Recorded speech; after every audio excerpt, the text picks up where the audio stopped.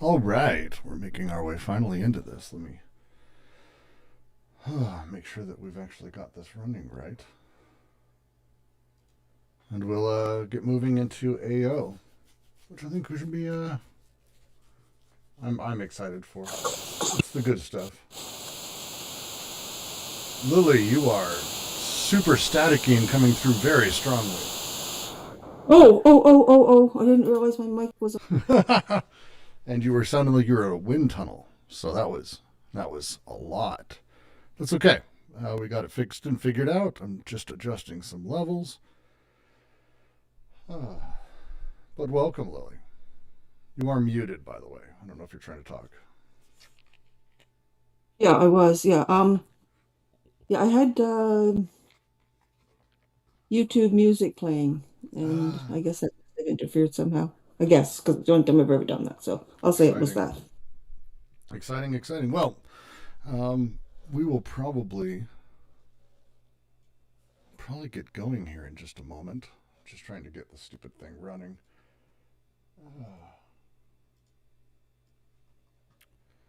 It's fewer people than normal. Missing Jack, though he may not be joining us this time around, but that's okay. Let's get Craigbot in here. We'll give it a moment and we'll kick forward. Hopefully you and Wag are up for at least. Now recording. Hopefully you and Wag are at least up for a little bit of convo, but we'll find out. Soon enough. All right. That is there. Let's go. Boop. There.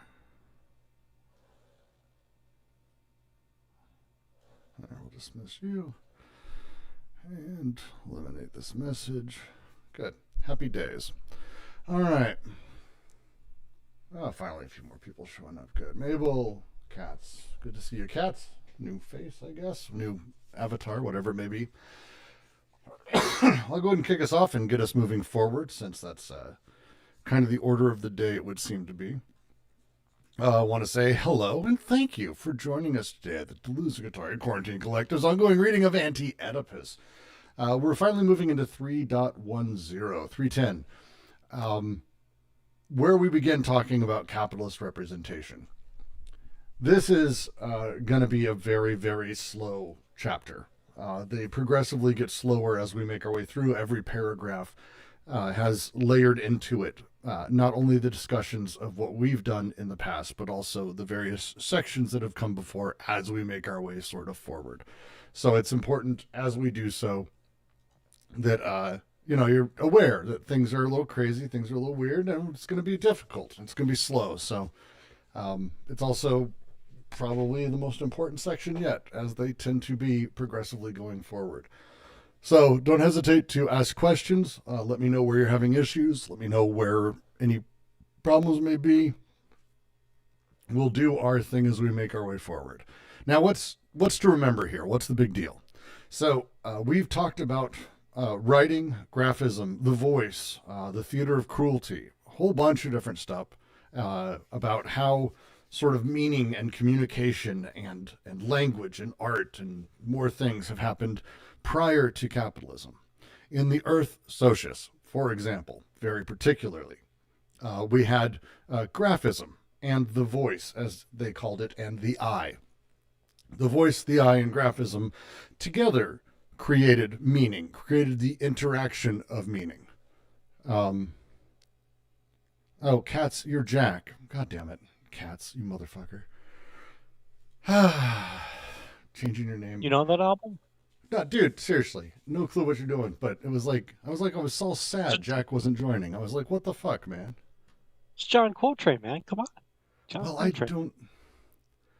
I'm not going to make presumptions. You're my favorite thing. I'm not going to make presumptions of people who join randomly what the name of an album. Anyway, within the Earth Socius, the way meaning sort of gets communicated, people talk or artworks or other things, comes together in the graphism, the voice, and the eye. This is a tripartite function. This is polyvocality. How they describe it, and it's pretty easy, is that based on who's looking at, for example, they use the example of a gourd tattoo, which means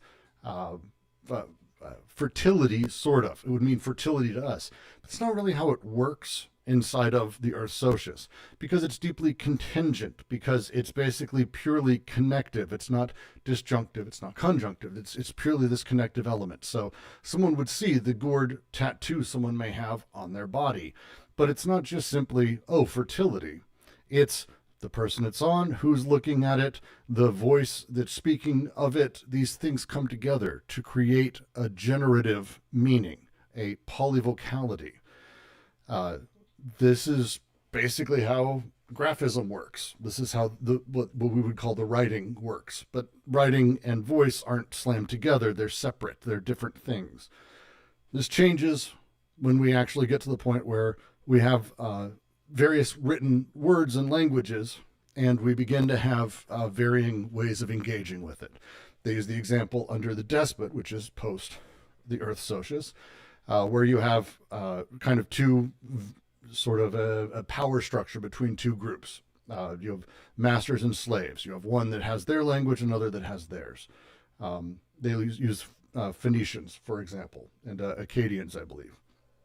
And there's a sign that says, has the Akkadian sign, the Phoenician sign for water, and an Akkadian doesn't know it and goes, "What's that?" And they go, "Well, that's water." This type of thing, where the voice is used to communicate, but also the written word is part of it. This shift changes the polyvocality, crushes it effectively into a more simplistic, oh, this is what that means. This means X. This means a certain specific thing. This is necessary under this sort of political structure, whereas before we had sort of a power dynamic that was shifting, ever changing. Now we have one where the despot, the people in charge, the person in charge, grants edicts, and he owns everything that happens. He says everything that happens, and he can actually claim anything he wants. So he says, "Oh, you guys will be working on this. This is my new edict. You will now not eat meat on this day. You will do this on this day." These things have very particular meanings, legalistic meanings within the function of the state. Estelle, you're air echoing. There we go. I'm going to give you a mute real quick for a while, Estelle. My voice is doubled on YouTube. God damn it. 1 second. Stupid fucking thing. Why is it doubling?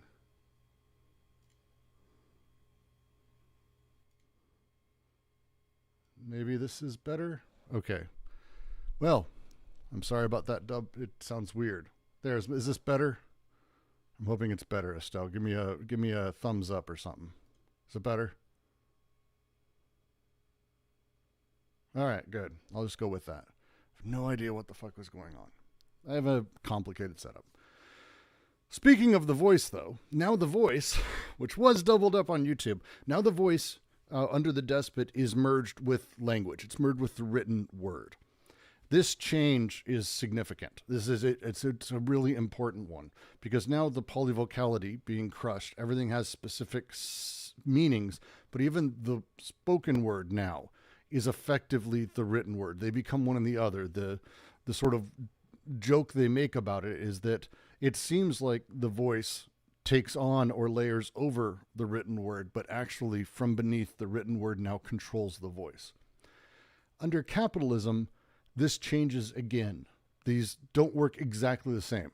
You'll recognize a lot of the very familiar elements to it without a question, but you'll start seeing changes, new machinery coupled with old, new ways of functioning that really play with what we were talking about in the last chapter, about the new type of power that exists within capital, how capital comes to function and matter, how capital controls and does so through power dynamics. This is where we learn about capitalist representation. And hopefully on YouTube, I'm less embarrassing very much suddenly. Apologies for that. So I'll just get to reading. We'll make our way through. Writing has never been capitalism's thing. Capitalism is profoundly illiterate. The death of writing is like the death of God or the death of the Father. The thing was settled a long time ago, although the news of the event is slow to reach us, and there survives in us the memory of extinct signs with which we still write. The reason for this is simple. Writing implies a use of language in general according to which graphism becomes aligned on the voice, but also overcodes it and induces a fictitious voice from on high that functions as a signifier. The arbitrary nature of the thing designated, the subordination of the signified, the transcendence of the despotic signifier, and finally its consecutive decomposition into minimal elements within a field of immanence uncovered by the withdrawal of the despot, all of this is evidence that writing belongs to imperial despotic representation. Once this is said, what exactly is meant when someone announces the collapse of the Gutenberg galaxy?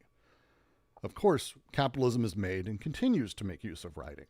Not only is writing adapted to money as the general equivalent, but the specific functions of money in capitalism went by way of writing and printing, and in some measure continue to do so.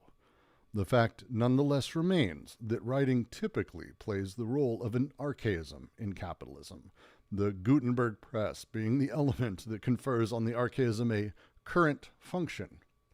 But the capitalist use of language is different in nature.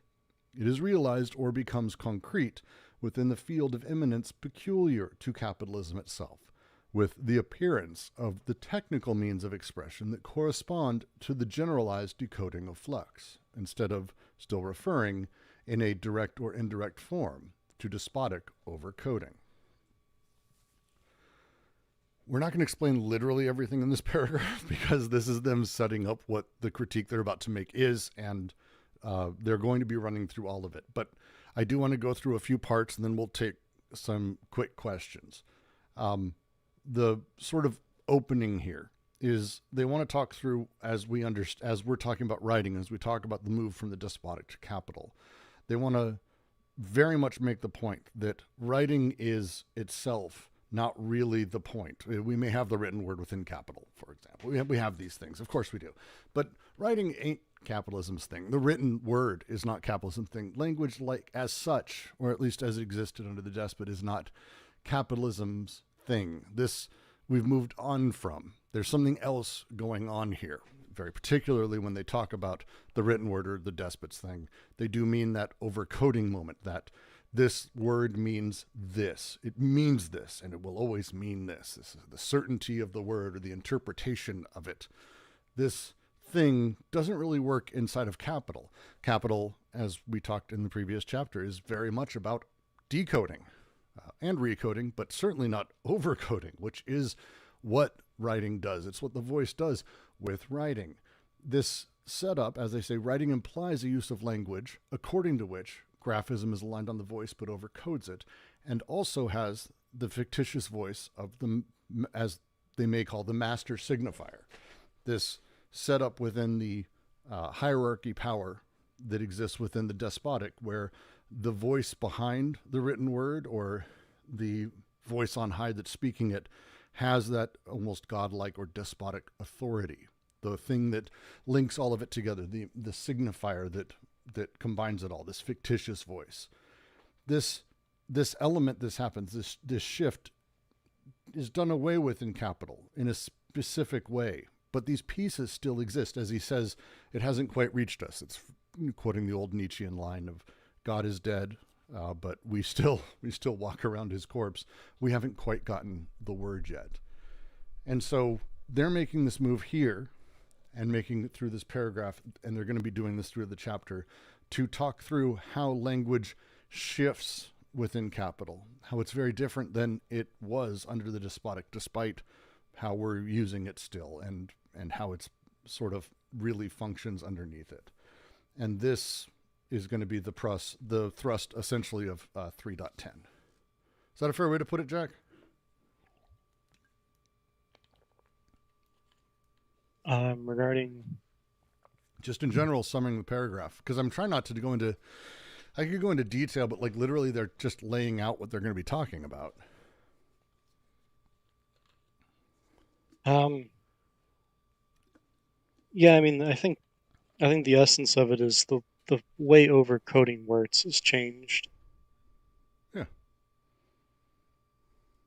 And more beyond that, so the decomposition of language down to even like how words have like simplified and just like it's capitalism is more of a it's less reliant on argumentation, especially like with and especially not reliant on linguistics anymore, and more reliant on generally like aestheticism. I think that there we have the critique here of kind of the transcendental kind of or the Kantian kind of Westernism or Hegelian, whatever you want to, whatever kind of the Western aestheticism. I think that also plays into the death of language. I'm not seeing that in this paragraph though. Like we're not quite there yet, right? Like they're just setting up for the section. I think the more essential thing is so I mean what's changing is is how overcoding works, right? Mm-hmm. So the despotic is understood through the way overcoding and coding are intention, right? And that's where you're kind of getting this point about the transcendent. So it's, it's about how the disjunction functions there. I don't think it's a question of the authoritarian or anything like that. I think it's just a question of the disjunction from two different positions. At that level, with capital, right, the disjunction takes on a new position, which is that of working with flux, right? So decodification. And that's where this becomes interesting and the shift happens is the despotic will work with codification over codification, but it doesn't want to deal with decodification. Capital admits decodification. Yeah, it's a the line there, the Gutenberg press being the element that confers on the archaism a current function, and that's it's very much in the original French that's the setup they're using too. That the on the written word on these elements we have a current function being placed. This is what it's doing, but in the next line, the capitalist use of language is different in nature. It's realized or becomes concrete within the field of eminence peculiar to capitalism itself. We now have these technical means of expression that correspond to generalized decoding of flux instead of still referring to despotic overcoding. As you said, it's a different shift in specifically the disjunctive and how it's utilized here. And that's where they're going to be starting their critique and then making their way through, because they're about to go through McLuhan and sort of beat up on that a little bit. Yeah, I mean, in that sense, that's why it's like to the argumentation in that, like, when they're talking about interpretation, I don't think it's like, what did he mean in that sense, right? I think when you said linguistics, you got at it better because it's really just a question of how the disjunction functions, whereby on one hand, codification has a relationship to the two poles which correspond to voice and writing, whereas with the despotic use of overcoding, right, those two poles are rejiggered in relation to the transcendent voice. See, I do think it has to do with the interpretation, because effectively interpretation is under the despotic sort of the nature of the way that language begins to work, because it matters more the master signification or the signifier that links it together. They don't really call it the master signifier, but this fictitious voice from on high, this thing that overcodes it, this is the interpretation of what he meant, what is meant, as if there is a singular point of truth or a singular thread is the thrust of despotic coding and overcoding, versus the sort of more contingent shift in these things. Again, focus on the flux, focus on change, and how sort of capital sort of changes that instead of having it become a it's always about what is known or who said it. Oh, what did he mean by this? Which again, the metonymy and analogy that they begin seeing introduced within the despotic changes, right? Now I get where you're coming from, but like when they're talking about interpretation, I don't think it's one guy sitting there contemplating it. The thing about signs is they work irrespective of you. And that's the trick, right? It's, as they say, this is a pre-conscious social production.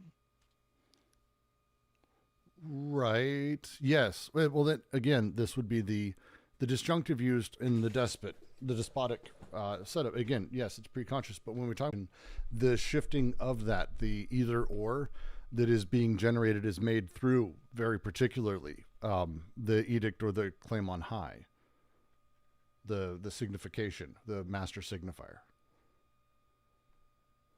Right. So see how that's all a question of disjunction, not a question of like a priest sitting there trying to figure out what it means or, whatever. I mean, yeah, I totally agree. It's like the whole function of capitalism, at least how Deleuze and Guattari see it, is the whole, I mean, it's literally the derivation of other things to, it's like enumerating, it's enumerating disjunctions. It serves to decompose things. It doesn't, it doesn't have a positive whole to it. Well, it constructs as much as so remember with the despotic, right, it is still creating the overcoding, right? So it is constructive in that sense. Even decoding is constructive in a sense. So you get like the Schumpeter term, like creative destruction in a sense, if you want to take it that route. But it is affirmative in a sense. To dovetail your point, because I don't want us to think that things are necessarily annihilated, right? Composition and decomposition go together.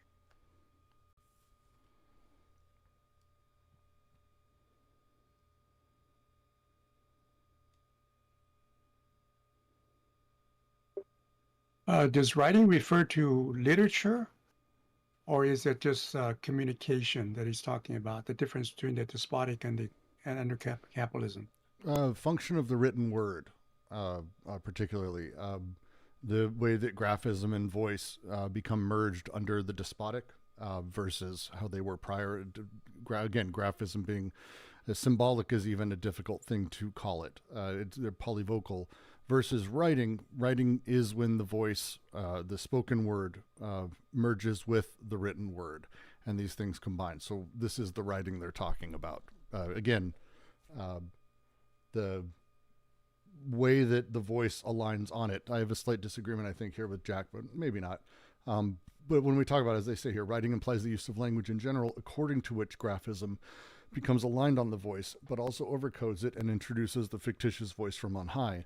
Capitalism doesn't really do that fictitious voice from on high. It's the nature of decoding. When we talk about overcoding, which is what the voice from on high does, that's literally one of the first things capital does away with, is the decoding of elements, decoding of what, for example, labor means, or any particular type of labor, or the way it's organized, or the organization of it. Capital's happy to do away with these things and decode social elements. Of course, there's recoding and other elements to sort of play in there, but this is one of the shifts that is definitely happening within capital, is we don't have that voice from on high operating quite the same as it was before. And again, we're just at the first paragraph. We're going to be getting through a lot of these things, but that's the start. So it's a written word, specifically written word, voice, language, that kind of thing. Linguistics of classic, you might say. So you're saying that under despotic, the writing was a way for people to, represent the voice as something that can stand outside itself. It's a kind of like a transcendent element. The voice would be transcendent. The master signifier would play as a different type of role, but it is a transcendent role within it. It's that voice from on high, the unheard voice, whatever you want to call it, but it's effectively Lacan's master signifier that's creating the sort of singular thrust through which things get aligned.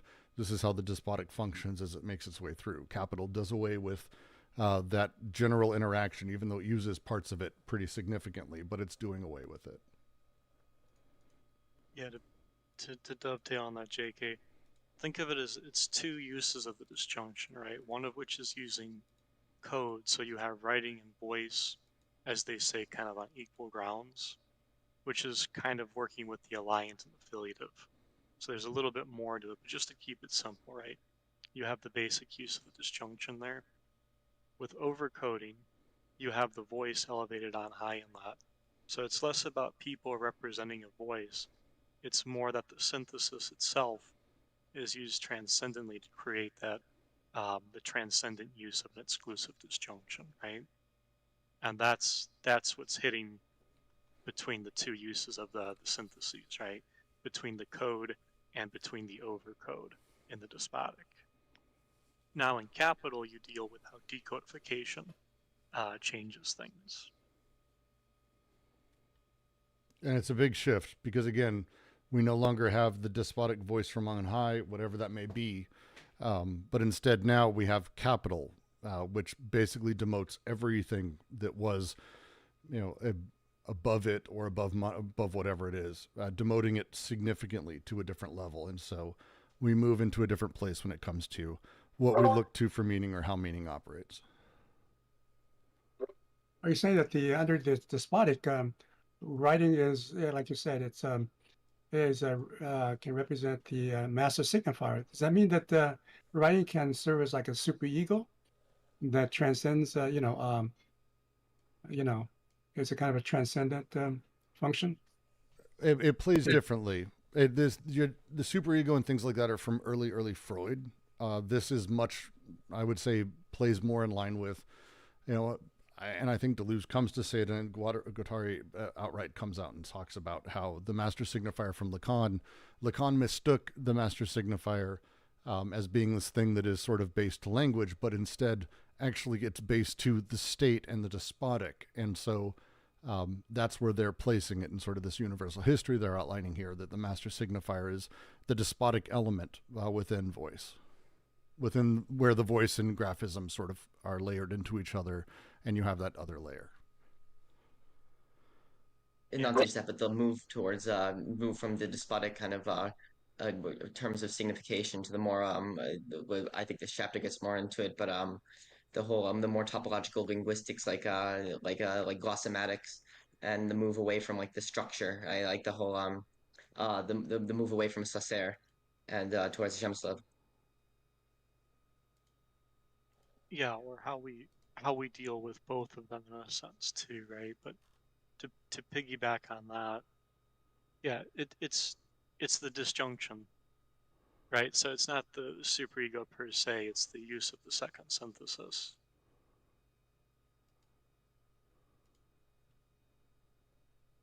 But with that, I want to make sure that we do move forward, because this is where we start. Again, they're not really saying much. The thrust of this one paragraph, where I'm trying to keep the conversation, is pretty simple. We're making the move out of the despotic into capitalist representation. There are going to be parts we recognize. We're going to see, again, graphism and the voice layered on each other, but playing differently. We're going to see how capital plays differently and uses language differently in nature. And this is because, and the phrase here that is important because it's important to capital, it is realized or becomes concrete within the field of immanence peculiar to capitalism itself. This element within capital, that how it works, where the field of immanence operates within capital, is where we see these things happen. The field of immanence within despotic and the earth as well. These things are in different positions, different places, and as such, we now have a new way that these things operate that aren't in reference to specifically despotic overcoding or a few other things. I'm going to get to the next paragraph because it is where we start seeing this take place. We're already mentioning a few of these things, but I want to make sure we get to it. Is there any questions on the paragraph, that specifically the paragraph and what we're talking about here? I saw that Julia, the question about flow and flux, it got answered. Great. I don't see any other major questions, but if anyone has anything, please, this would be the time to do so.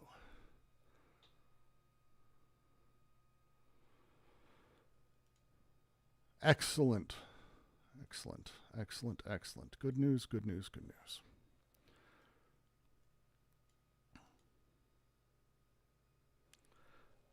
Let's continue.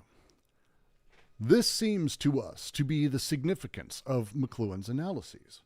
to have shown what a language of decoded flux is, as opposed to a signifier that strangles and overcodes the flux. In the first place, for non-signifying language, anything will do, whether it be phonic, graphic, gestural, etc. No flux is privileged in this language, which remains indifferent to its substance or its support, inasmuch as the latter is an amorphous continuum.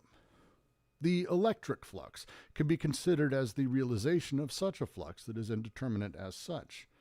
But a substance is said to be formed when a flux enters into relationship with another flux such that the first defines a content and the second an expression. I'll read the footnote in a moment. The deterritorialized flux of content and expression are in a state of conjunction or reciprocal precondition that constitutes figures as the ultimate units of both content and expression. These figures do not derive from a signifier, nor are they even signs as minimal elements of the signifier. They are non-signs, or rather non-signifying signs, point signs having several dimensions, flux breaks or schizzes that form images through their coming together in a whole, but that do not maintain any identity when they pass from one whole to another. Hence the figures, that is, the schizzes or breaks flux, are in no way figurative. They become figurative only in a particular constellation that dissolves in order to be replaced by another. 3 million points per second transmitted by television, only a few of which are retained. Electric language does not go by way of the voice or writing. Data processing does without them both, as does that discipline appropriately named fluidics, which operates by means of streams of gas. The computer is a machine for instantaneous and generalized decoding. Michel Serre defines in this sense the correlation of the break and the flux in the signs of the new technical language machines, where production is narrowly determined by information. Quote, take, for example, a cloverleaf highway interchange. It is a quasi-point that analyses through multiple overlappings along a dimension that is normal to the network space, the lines of flux for which it serves as a receiver. On it, one can go from any afferent direction to any efferent direction, and in whatever order, without ever encountering any of the other directions. If I like, I will never come back to the same point, although it will be the same. A topological knot, where everything is connected, without confusion, where everything flows together and is distributed. Thus, a knot may be seen as a point having several dimensions, which, far from canceling the flux, contains them, sets them in motion. This cordoning off of production through information shows, once again, the productive essence of capitalism functions or speaks only in the language of signs imposed on it by merchant capital or the axiomatic of the market. It's going to take a while to get through this one. We're going to end up going through this one pretty much line by line because there's just a ton of shit said inside of it, and there's a lot of little sort of minor things to sort of get through. But as we do, let's keep maybe a North Star top line as we go. The way that decoding operates inside of this new socius, the way that we're making this change, they want to talk about how language shifts from, again, that master signifier, the written word that has a meaning, a setup, blah, blah, blah, blah, and make our way to, instead, this more odd decoded setup. And the Cloverleaf Highway example from Michel Serre, we can think of a billion examples of these things today. We happen to be digital people. We're literally online as we fucking do it. So there's a lot of things we could be talking about, but this oddness that exists inside of this new technical machinic decoded space, the way these two operate is not the same. And they're taking us through in this paragraph, kind of from one side to the other. All right. Is that generally cool for everyone? And great example of a clover. If you haven't seen a Cloverleaf Highway Exchange, some of them are crazy. There's some City Skylines is a game I was addicted to for a while. But if you haven't, it's really fun to go look at, like, because it's all virtual, it's all video games, the number of types of Cloverleaf highways that people have made inside of it, and how complex they get, and how they overlap, and how perfectly traffic flows in these weird hyper roundabouts that are being built. Very much what they're talking about here, as they sort of make their way through the end part of this. But we have a lot to go through first with McLuhan. Who wants to start anything? Anyone want to pick a thing up and run with it?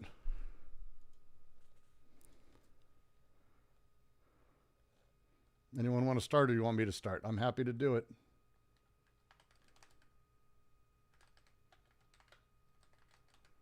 I think McLuhan has like a distinction between electric media and, is it mechanical media, possibly? Well, so McLuhan's work was focused on the idea of the medium is the message kind of thing. And that line is one of the things that I think a lot of people have taken a lot of different ways. I've heard taken a lot of different ways. The way I've taken it pretty particularly is that the medium actually shapes the message itself and conditions it so much so that we can't extricate the medium from the message very specifically. I appreciate this type of thinking, by the way. So when we talk about the written word, for example, we have to sort of take a second and go, well, how are we reading it? How are we seeing it? Where are we seeing it? How is it being displayed to us? How is it being shown to us? How are we interacting with it? How are we finding it? McLuhan really wanted to spend some time for us to talk about the medium itself, or as they sort of talk about it in here. I really like the phrasing of it.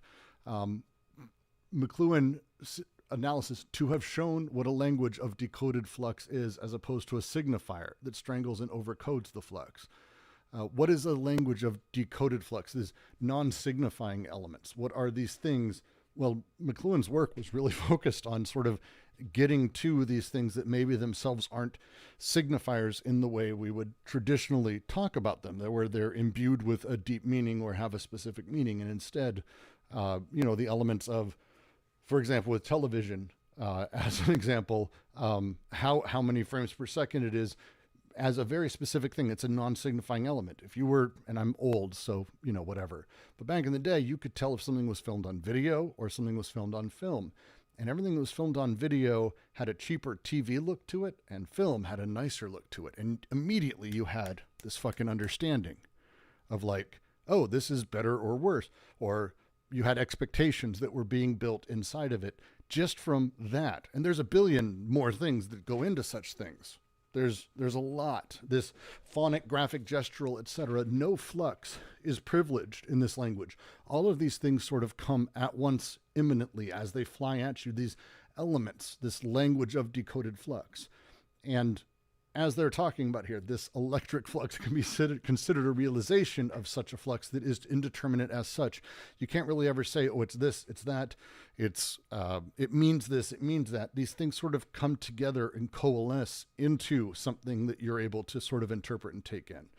And for McLuhan, this was the idea that the medium is the message. It's not saying that there's no such thing as messages, there is, but that you have to understand that every part of it, even the non-signifying elements, are through it. So McLuhan was really breakthrough thinking for a lot of people in sort of this way, because he really wanted to spend some time to understand everything that conditions how we take stuff in.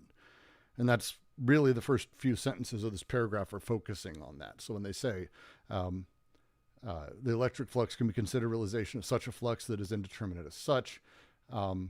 They're starting to break down and talk through how all of these processes that are involved, everything that is going into it, these non-signifying elements also produce this final sort of meaning. And it's not just as simple as just the one thing, if that makes sense. Yes, Estelle, you're going to have, it's not even different expectations from that. This is like even a step before that, but instead think about it as you're reading, or as you're watching, or as you're reading this, or hearing my voice, every single part of this is taken into it. The medium that you're getting it online, some of you on YouTube, some of you are listening to it by phone as you're walking, Some of you later are listening to it on podcast. Like all of these things have a drastic effect on the final meaning. The medium is the message, as McLuhan's famous for saying, is about this. It's all the decoded elements, all the parts we need to understand go into it. And it isn't that necessarily any one of these things means something, but that together they begin to sort of build that. And that's what they kind of get to. It's this just to read this footnote that I said I'd come back to from McLuhan, Understanding Media, highly recommend it. Quote, "The electric light is pure information. It's a medium without a message, as it were, unless it is used to spell out some verbal ad or name.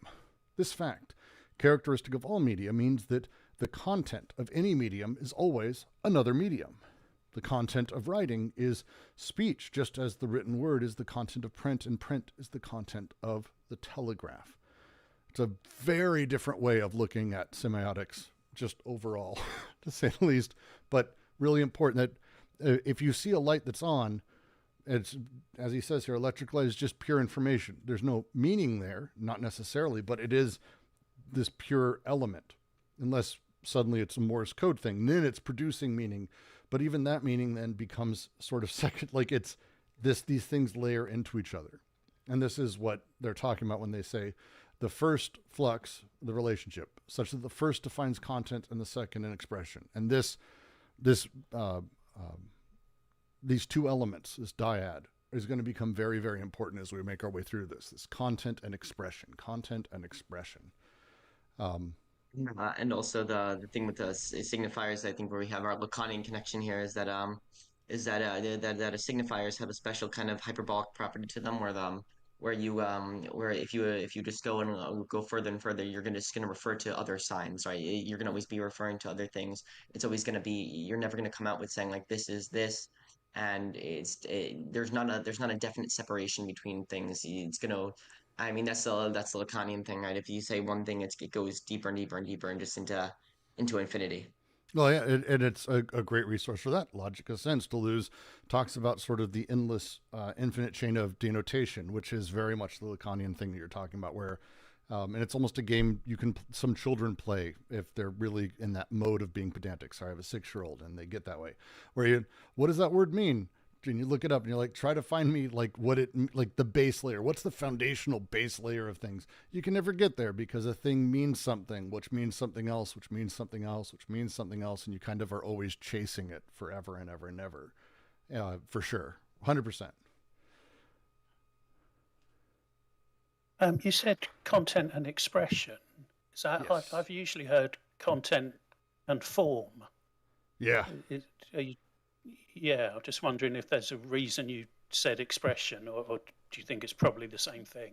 Well, so they say content and Form. expression, very specifically, page of top of 241.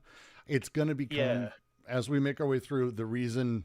We'll get into the why, but yes, it's very, very intentionally there. It's not content and form, but instead content and expression, for sure. Okay. And this is one of the it's going to be fun. It is going to be a lot, but this is the push. Content and expression is like baby's first Yelmslev. So as we make our way in, sorry, go ahead. Sorry, I didn't mean to interrupt. I'm sorry. No, I'm sorry. I didn't mean. It's like it's the beginning of the things. We're not going to say why yet. We'll get there, but you're spot on to mention, hey, that sounds weird. It's like, yes, it should. It should, for sure. It should sound weird. Yeah, it's cool. Thank you. And there's a lot. I use it because they use it, because others use it in this specific way. I've got a whole bunch of books on it to recommend, but first I would recommend just sticking with these pages. We'll find other texts for you to dive into. Don't worry. I'm sure between myself and Shoshir, we'll have about 1,000 books for anyone to read if they want to dive in. But to continue, the deterritorialized flux of content and expression are in a state of conjunction or reciprocal precondition. We'll get to that. It's an important phrasing that constitutes figures as the ultimate units of both content and expression.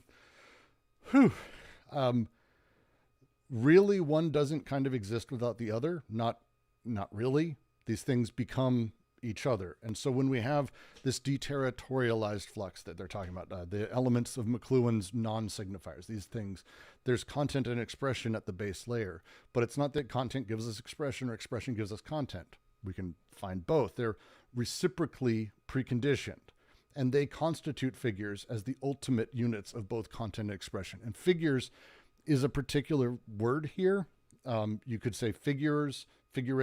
I think in French they have a slightly different term they use, but it's the figura. What is philosophy? They come back to this a lot. 1,000 Plateaus, they come back to this term a lot. The figure is going to be really important. Also, again, this is going to be a lot of these thinkers in the space they're going to be referencing play with this. Now, figures are interesting because, as they say, these figures do not derive from a signifier, nor are they even signs as minimal elements of the signifier. This is not some sort of, they're kind of this tiny little bit. We've broken down the signification so much, Saussurian style, where it's like, we understand this signifies this tiny part of a thing. This signifies this thing. And together they have a larger signification. Yeah, that's it. It's like, no, stop, no. It's the opposite. Instead, these things are actually non-signs, non-signifying signs, point signs, having several dimensions, having places where they break, the schizzes that form images through their coming together in a whole, but that do not maintain any identity when they pass from one whole to another. All right. Because why not?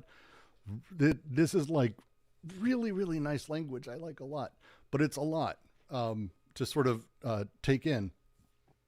Think about it as all of these things are non-signifying signs that come together. They form the element, the meaning. It's like, cool. We get the thing.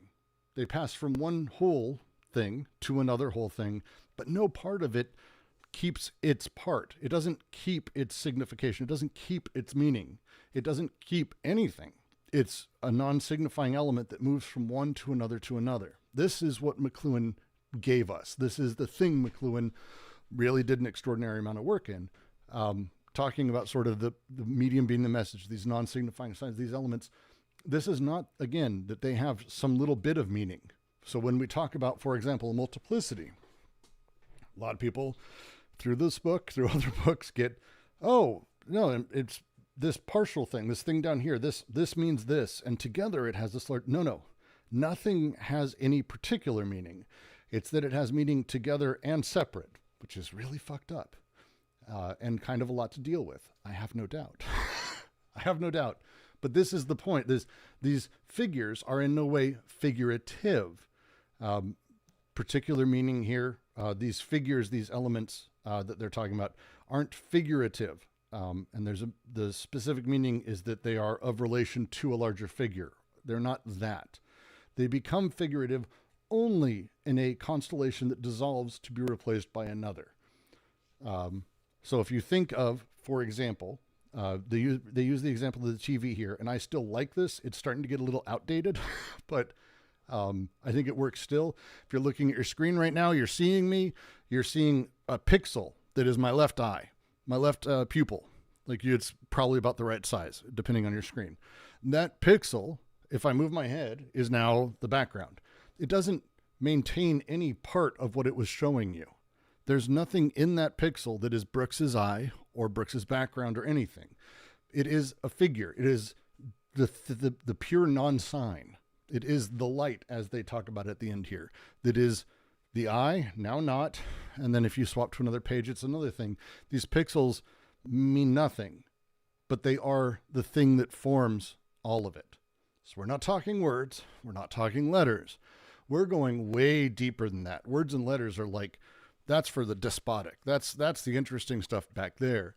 For now, we've got this new thing where stuff is broken down so fucking deeply that we're at the point of being able to understand the figura, the things at the base level. And that's the difference. This is that level of shift. And this is, as we get through it, when we talk about content and expression, it's the reason we break down to that point and we don't talk about form, because form is almost meaningless at this point. That's higher. That's like up here. It's like end result. It's not interesting. It's not, oh, look, there's a cloud. Great. Let's go deeper. What makes a cloud? What makes the thing? What makes it set up? This is that, with signs, with signification, with what we're seeing getting even deeper.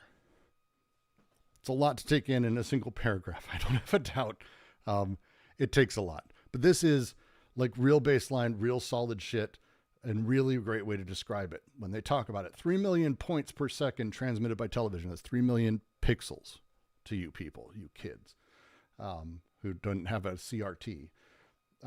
This setup may retain only a few in each image, maybe a logo in the bottom right, or I happen to have my eye in the same space.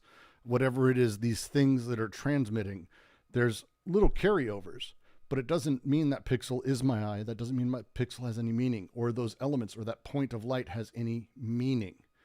Retains some elements, maybe, but electronic language doesn't go by way of voice or writing. Data processing does without both, as does the discipline appropriately named fluidics, which operates mainly by streams of gas. That's a whole other thing. It was a late 60s, early 70s thing we don't care about.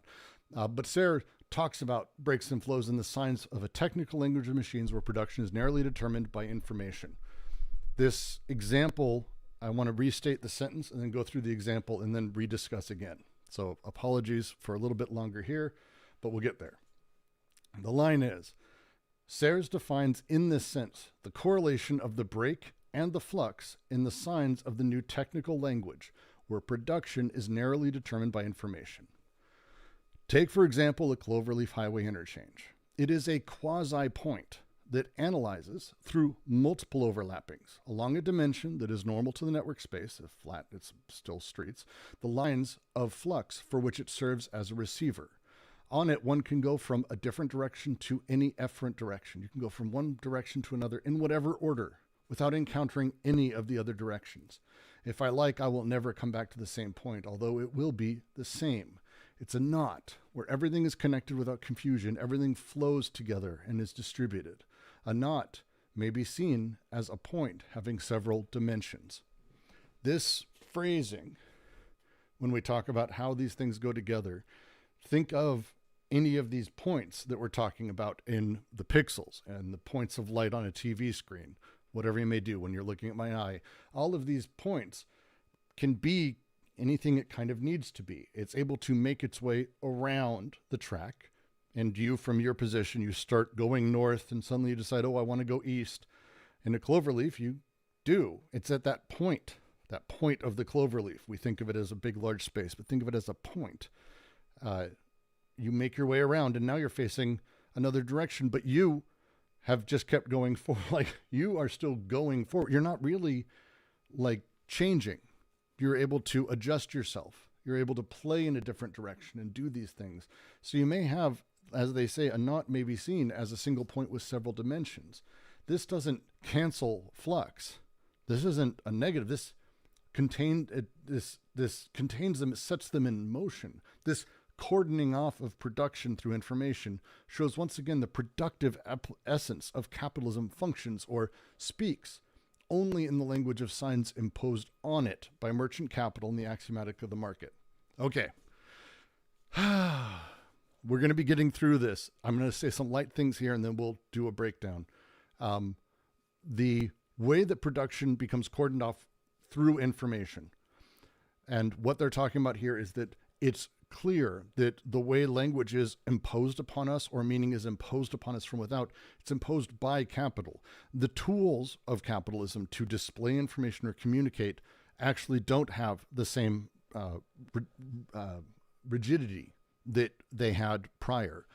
Things shift into their meaning significantly. There's a lot of room within the multiplicities of the pixels, within the multiplicities of kind of everything, that they can kind of become anything they need to be.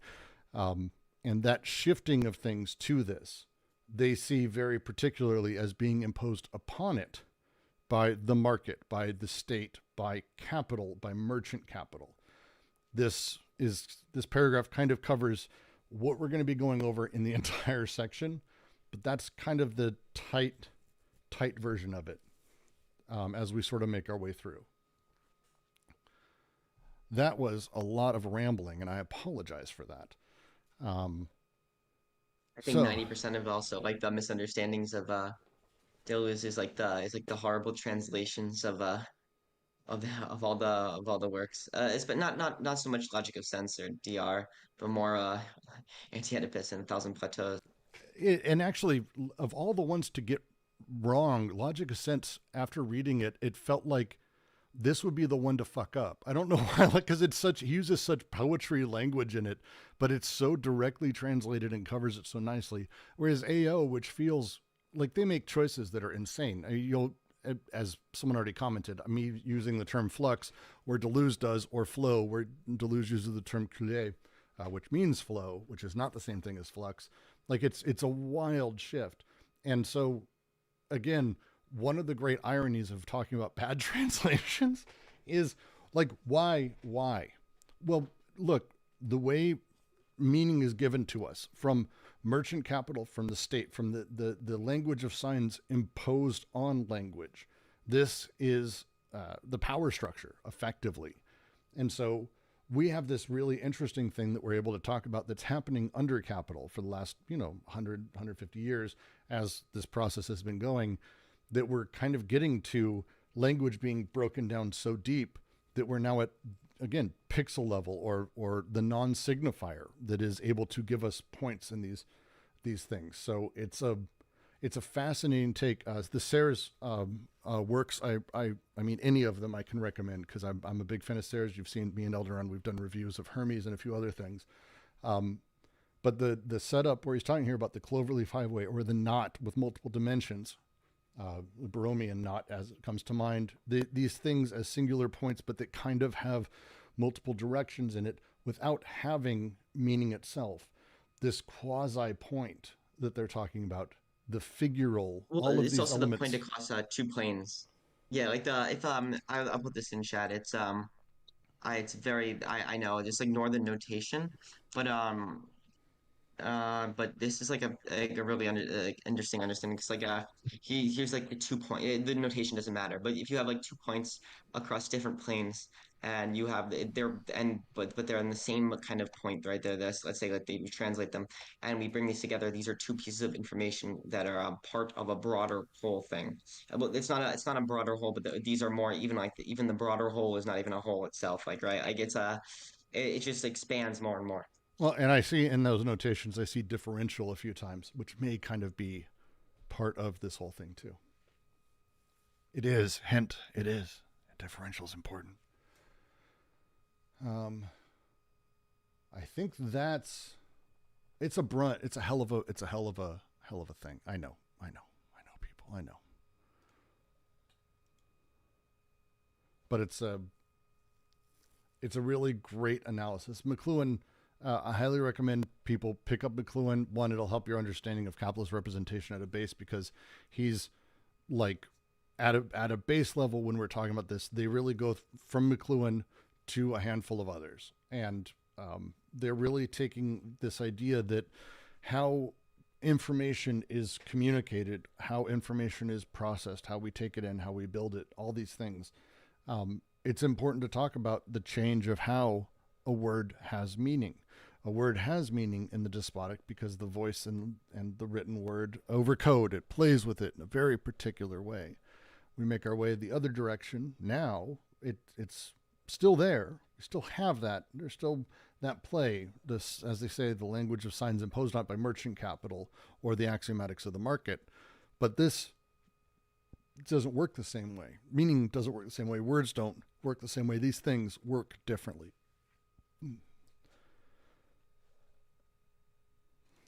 Any questions on this paragraph? Let's do it. Where are you stuck? Where do you want to take a moment and discuss things?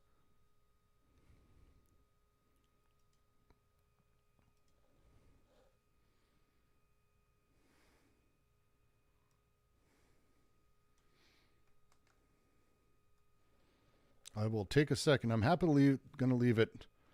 I'll happily leave it sitting and annoying for a moment.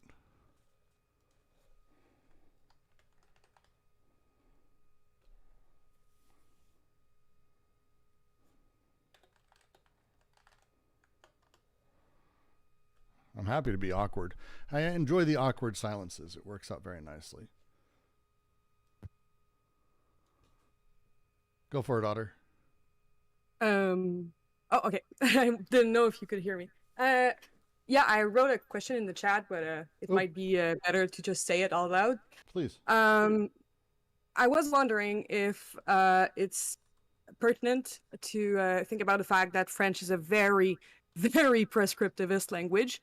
Like when you say that good quote unquote French or correct French, especially written French, is only good when it's accepted by the Académie Française, which is an institution of the government that has been created in the 17th century.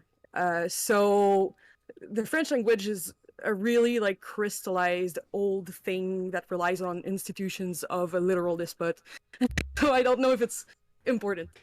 Oh, no, it is. And it's one of the things, and again, this is only my experience with such things, but one, he's absolutely talking about specifically the space of French, but he's talking about Western, but he's talking about global, and this kind of is work everywhere.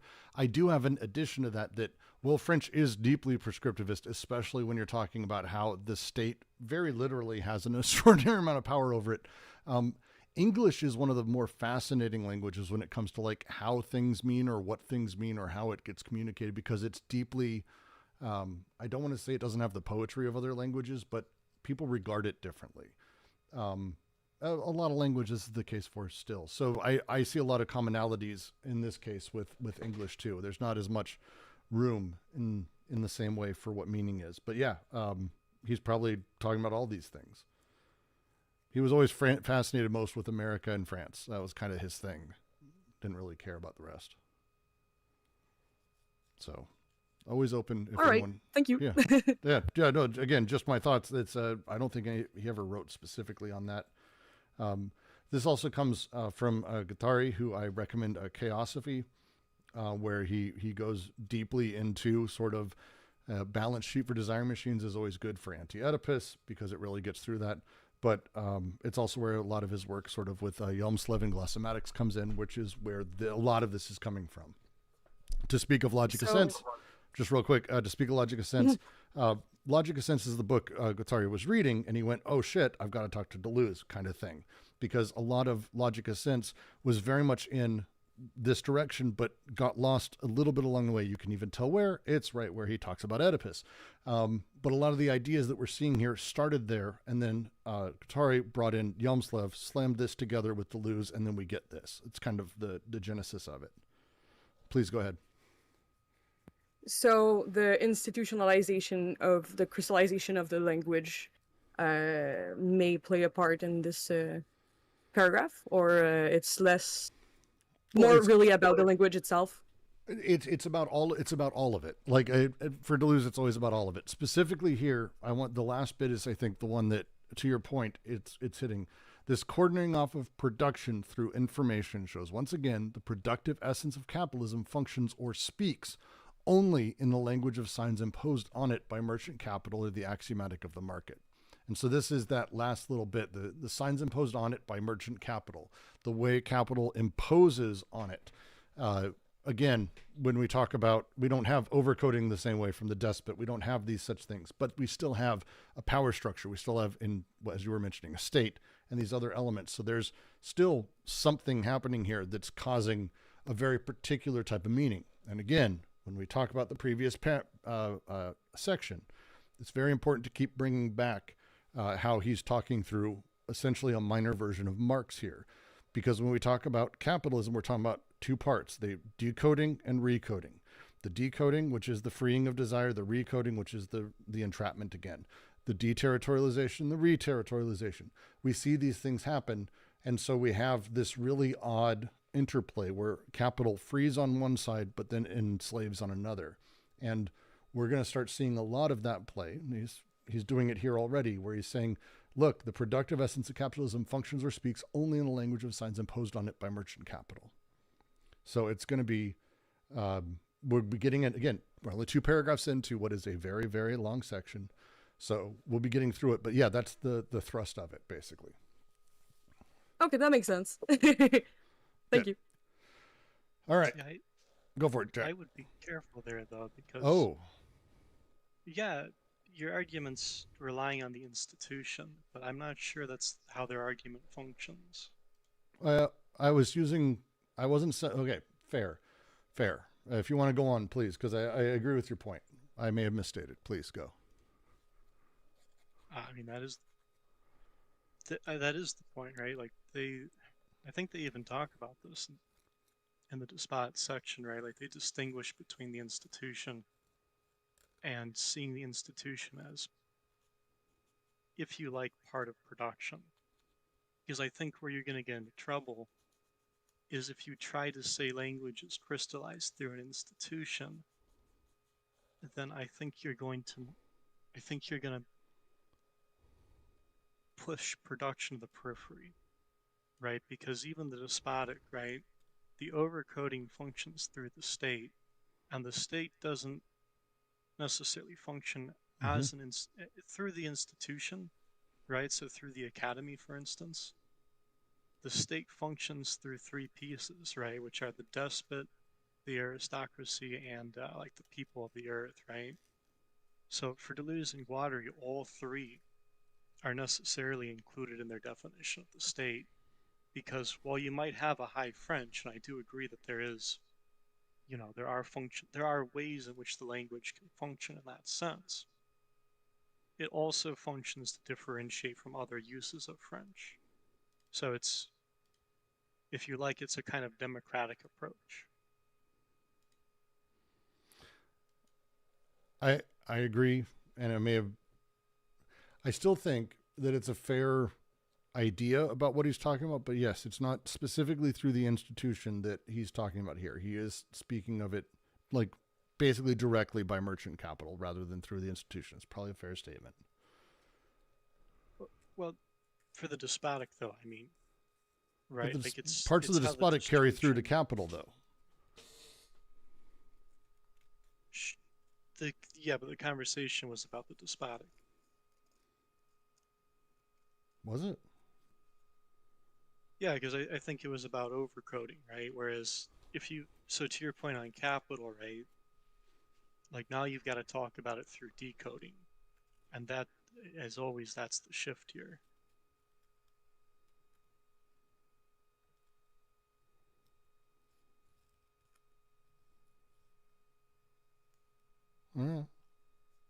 Yeah, okay.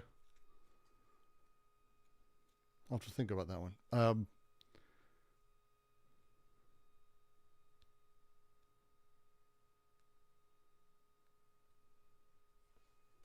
Anyone else have a note? I'd end up I have to think about that one for a bit. I like that though. I'll have to think about it. Before I move to the next paragraph, is there any questions, any notes here as a thing?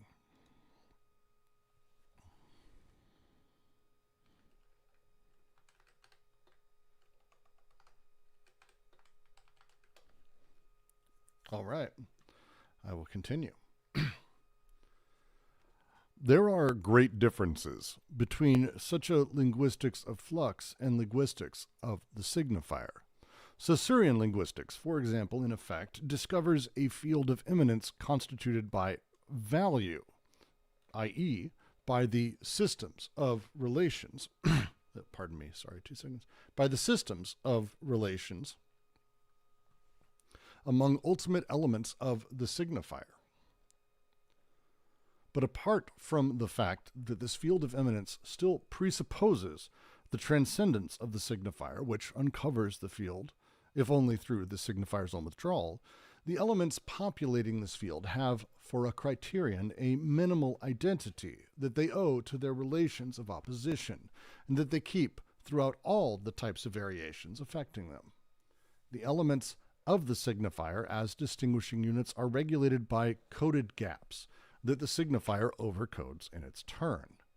There results diverse but always convergent consequences.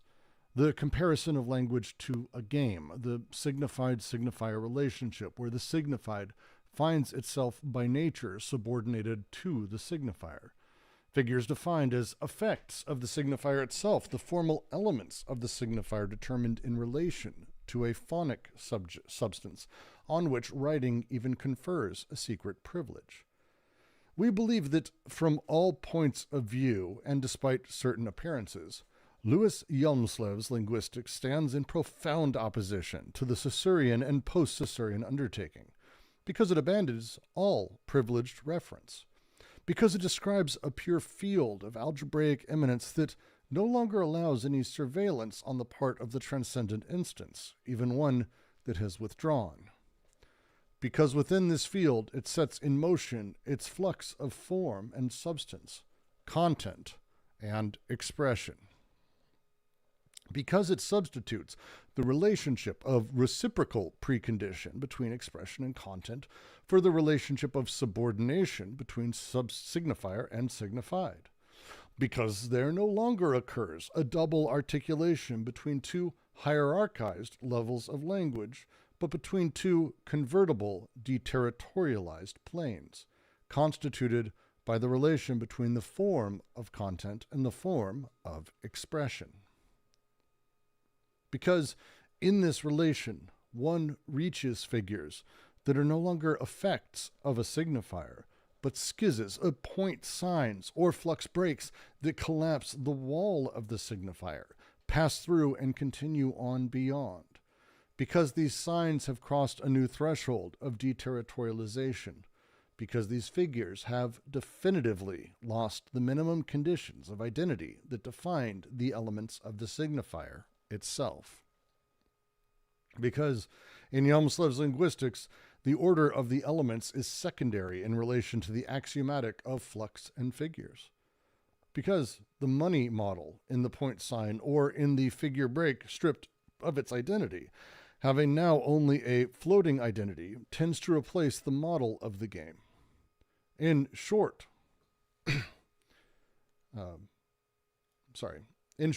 Hjelmslev's very special position in linguistics and the reactions he provokes seem to be explained by the following.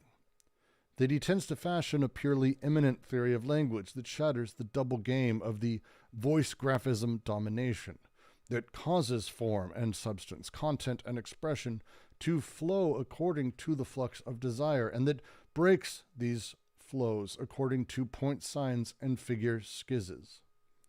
Far from being an overdetermination of structuralism and its fondness for the signifier, Hjelmslev's linguistics implies the concerted destruction of the signifier and constitutes a decoded theory of language, about which one can also say, in ambiguous tribute, that it is the only linguistics adapted to the nature of both the capitalist and the schizophrenic flux, until now the only modern and not archaic theory of language. It's a long paragraph, isn't it? Solid ass one. Hey, told you a form would show up. Told you we'd get to these things. Hjelmslev is going to be a lot to go through. Probably going to not make a ton of commentary on Hjelmslev directly, because I will not fucking stop. But let's start at the beginning, make our way through this thing. As we talk about, again, how meaning is sort of made, how the desire pathways operate, how we have the connective, the disjunctive, now the conjunctive, how capitalism comes to do this. The same move we made, if you remember, we go back towards the despotic out of the earth, where we actually had signification show up. We had meaning, words, voice, graphism, these things. I remember how I opened this reading with. Now we're making the move to capital. It's very particular the way that they're talking about this move. And the first sentence, there are great differences between such a linguistics of flux and linguistics of the signifier. Linguistics of the signifier, which is Saussurean linguistics, it's a lot of linguistics these days, even still focuses on, as he says, discovers a field of immanence constituted by value, i.e. by system of relations among ultimate elements of the signifier. These things that still apply and talk about the sort of larger scale meaning, the signification, the signifier, the master signifier, whatever you want to call it. But apart from the fact that this field of eminence still presupposes the transcendence of the signifier, which is a critique in and of itself, which uncovers the field, if only through the signifier's own withdrawal, the elements that populate this field have, for a criterion, a requirement, a minimum identity that they owe to their relations of opposition, and that they keep throughout all types of variations affecting them. Saussurean linguistics, I'm not going to want to get into, but at a base layer, it doesn't have the same sort of anything as it needs to. It doesn't have the same the way the pixel changes and signifies differently, or the light in a window, or the light in a TV screen, or the electronic transmission of X, Y, or Z, whatever it is. These things can become a lot of different things. Not so much with Saussurean linguistics. The base layers of that instead are these signification elements, these little bits that still maintain some level of relative meaning, or relative control over their meaning, variations within themselves. They phrase it here, I like. The elements of the signifier as distinguishing units are regulated by coding gaps that the signifier overcodes in its turn. This is not far off from what Saussure was saying earlier, with the idea of meaning sort of being this endless and infinite play downward, as one thing denotes another, denotes another, denotes another, that's always sort of going. And the gaps between them, we have, thank God we have this master signifier that's able to cover up the gaps and overcode in its turn. Well, we don't, really. That's not really how these things sort of work. Are you making fun of how I write Saussure? Am I mispronouncing Saussure? Is it Saussure? Saussure? Saussure. Saussure, Mr. Saussure, who's so sure of himself. Someone's making fun of how I pronounce that. But it's this thing, no matter what, with how Saussure talks about it. I love. Oh, may I? Please. It's Saussure. Saussure. Saussure. Yeah. Saussure. All right. Fair enough. Keep making fun of it. It's fine. I'll do it better.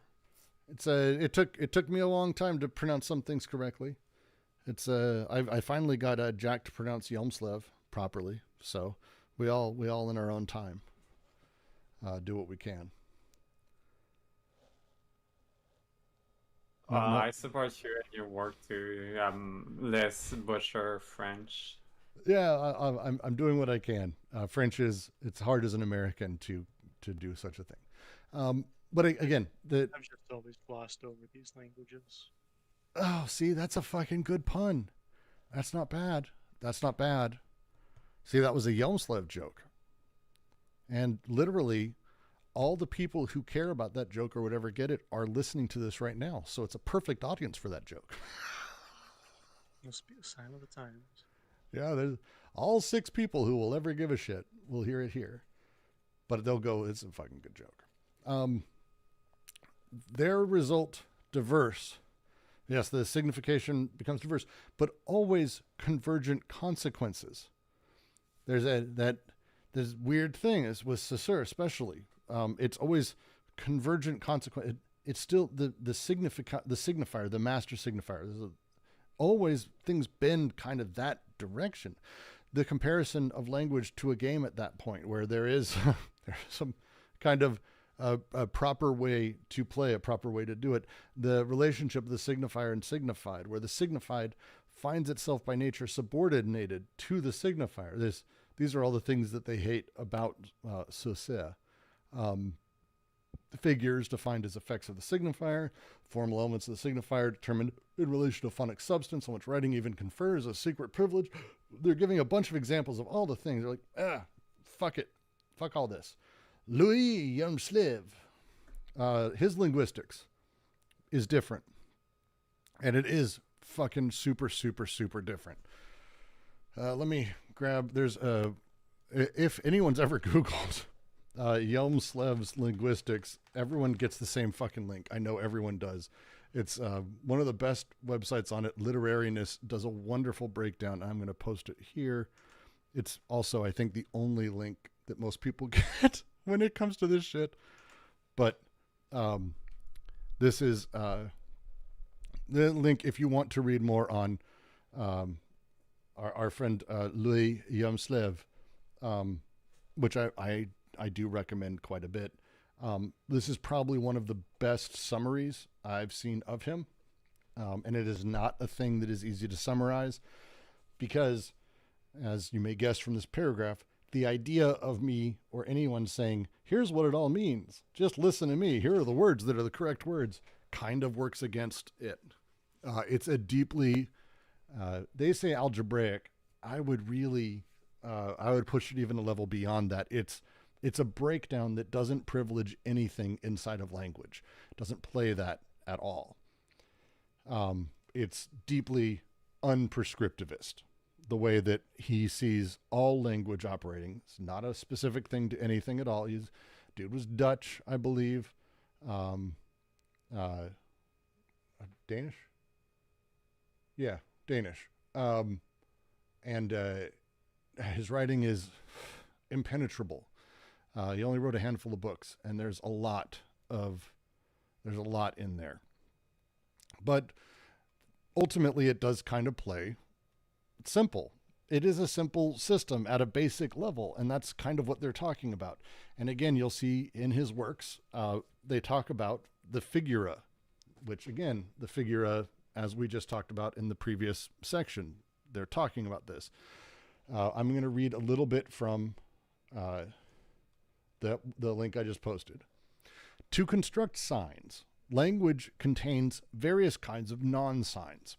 For example, letters of the alphabet, which make up the raw material necessary for the formation of new signs. These not yet signs, as it were, Yamslev calls figura. Figura evoke the notion of a floating signifier that Strauss discovered in Mauss's work. They suggest that language is always an open-ended totality, not really a system as such, where the elements would constitute a self-contained whole. It must be said, however, that, like Mauss, there is no explicit acknowledgement of this implication in Yamslev's own analysis.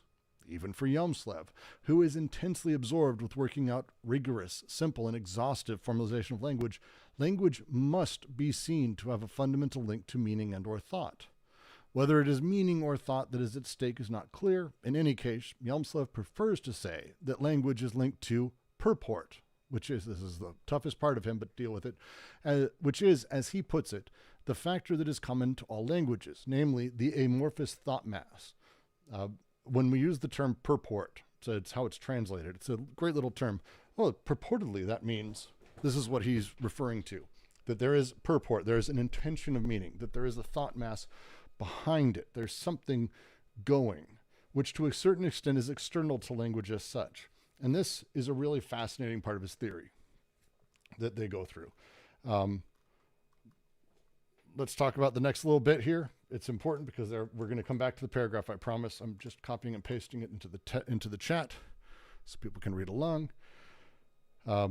This is where we start getting into the really complex, fun stuff, I think. Expression and content, we find, are also the two inseparable functives of the sign function. Expression occurs in a variety of ways: speech, writing, gesture, each medium itself being realizable in numerous other media as well: books, television, radio, walls, floors, tombstones, Morse code, semaphores, stone tablets, film, poster, artworks, everyday conversation, and writing. In other words, expression takes a particular form, say the words "I love Ron," and it exists in a substance, the human voice or marks on a wall. Consequently, there is both an expression form, this would be the words, and an expression substance, the material of the words. On the content side, too, there is both form and substance. Content can be defined generally as the form in which a meaning is articulated. Yamslev prefers the term content instead of meaning, because the same meaning can often be articulated by different contents, the contents of natural language. The example he uses, he talks about trees as an example of this. For example, it says, we see here in Danish, træ, T-R-A-E, covers all, and this is the image in the bottom right of the screen, if you aren't watching or reading. It covers all of German Baum and French Arbre. It does both of those. words matching. This, again, translation thing. Similarly, Scove partly translates to Holtz and Wald, as well as French Bois and some of the French forest. Hjelmslev comments this incongruence with one and the same zone of purport turns up everywhere. Meaning, he doesn't call it meaning, content is the term he talks about it. This linguistics removes, as they talk about here, going back to the text again, bois, not bois, thank you, American here, apologies. Bois, arbre, forêt, wood, tree, and forest. These things kind of are the same, kind of have overlays when they come to meaning. If you've followed one of my translation streams I've done, you've seen me wrestle with very much this, that there's no such thing as this word means this word. For example, flux and flow and couler. There's overlays. There's close words here. These words are pretty close, but they're not really. But how do they cover? Well, it's because there's a lot more happening here. And for him, specifically for Hjelmslev, he wants to abandon all privileged reference. He wants to describe, as they say here, a pure field of algebraic eminence that no longer allows any surveillance on the part of a transcendent instance, even one withdrawn. This is the master signifier, the despot, the all-knowing. There's this shift in the way that these things sort of talk in kind of a funny way like that. Because it substitutes the relationship of reciprocal precondition between expression and content for the relationship of subordination between signifier and signified. No longer the signified and the signifier, like one being defined by the other, or its relationship purely causative, one causing the other. Instead, reciprocal preconditions of expression and content that come together. Because there no longer occurs a double articulation of two hierarchized levels of language or two convertible deterritorialized planes actually take its place. This becomes constituted by the relation between form of content and form of expression, as we just described when we were talking through the examples. He said form and substance, inscriptions, how these things play out. It's very, very important to talk about all of these things. It's going to get more complex, and I apologize. I'm trying to make my way through it. There's a lot said here. I'm going to pause for a second before we get to the next bit because it's going to get really weird, and I just want to sort of check in and get questions or thoughts from anyone. Please. What you got, Jack? Come on. I know you're there.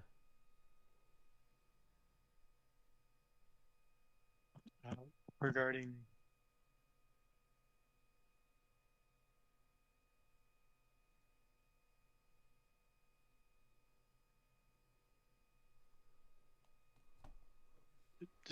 is there something specific or just glossmatics or give me a thing.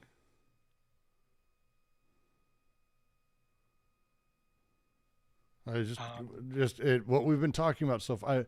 I'm happy to keep rambling, but I'm hesitant at this point to sort of keep going because there's a lot that's said, and I want people to be able to go, okay, here's what we're getting to. It's the breaking down at a base level to sort of restate. Traditional linguistics, Assyrian linguistics, talks about the way that things sort of have a relational meaning. Things signify X, Y, and Z because its relationship to this signifier, this signified, or the master signifier. These things have sort of a relationship of control. And it doesn't really work that way, especially in modern settings. Not just because media has changed drastically, it has, but because the nature of capital and where that sort of generative element, or where that where the disjunction is now occurring, is wholly different. It takes place in a completely different way. And as such, moving beyond the Caesarean or even post-Caesarean to the Hjelmslevian, where we start talking about the figures themselves, how the figura play with each other, how meaning is sort of taken from, or content, and if we're going to take his significant sort of shift on that, where we start talking about content and understand the sort of shift that's happened in how these things function under capital. This is the brunt of this paragraph. And they're going to be getting we're going to be getting into a lot more, so I want to make sure I really get a chance to go through this, because Yamslev is complicated. I don't know how else to sort of say it. It's deeply complicated. Well, is this the same or similar kind of critique that he levels against Lacan and Freud, right? Those are more, that kind of psychological theories is more, similar to, maybe correlative to the despotic, era. So this guy, so Yamslev's is linguistic theory, critiquing Saussure's. They say Saussure's is more, probably, adaptable to a despotic society or ancient despotic society. Whereas he's saying that Yamslev is more modern, amenable to the schizophrenic, schizoanalysis and capitalism. Would that be correct? I'm hesitant to say that it's like a follow-on because it works specifically within schizoid version of capital, but instead that the way capital operates, because it is a decoding, as Jack said, we need to focus on the decoding of things. We need to focus on how capital decodes, what that decoding looks like. That when we start talking about what used to be the way, meaning prior to capital, not used to be for us, because again, this used to be for us 50, 60 fucking years ago. Instead, talking about sort of how under capital the disjunctive operates, how under capital we find things decoded or things become decoded and then reintegrated, how we find content and meaning expressed. This is the shift that they're really wanting us to, again, get to, because representation under capital it's going to be really important when we get to Oedipus at last, how these things come to be, or how specifically we find ourselves repressed. Because again, meaning and content under the despotic comes from orders on high, you might say, or whatever the phrasing, it was master signifier.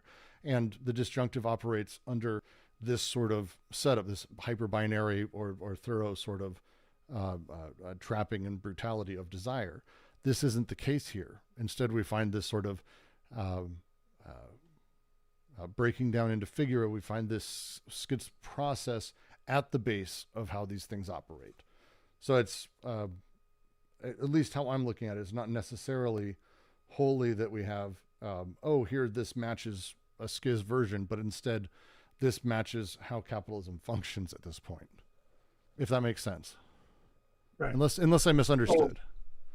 Yeah. So is Yamslev's linguistic theory able to critique capitalism's process of decoding, as he's using the Oedipal complex in Freud to kind of like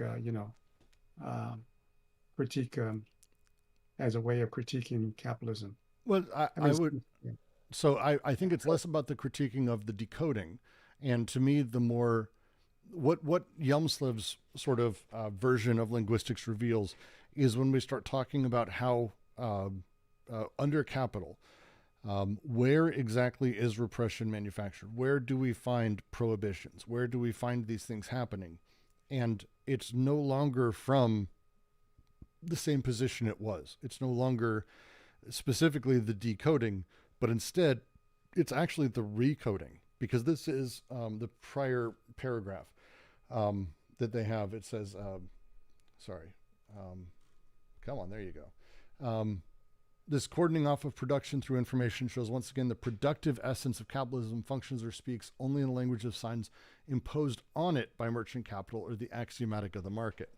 This is what the Yamslevian view reveals. And this is what they go through here, is kind of getting through the way Yamslev breaks out the figure, breaks out content and expression, and has sort of replaced the Saussurean view of things. Because again, they're also part of this is this entire section actually is where we see the biggest critiques of Lacan come in, at least in my opinion, because now it's time to actually make the commentary that Lacan, hey, you did a bunch of good work. Too bad it's the wrong fucking time. And it's old hat. That's the way it used to be. Here's a new way of functioning. And they're taking Yomslev and introducing it into this sort of materialist psychiatry and changing how signification operates. And that's kind of what they're talking about. Sorry, go ahead.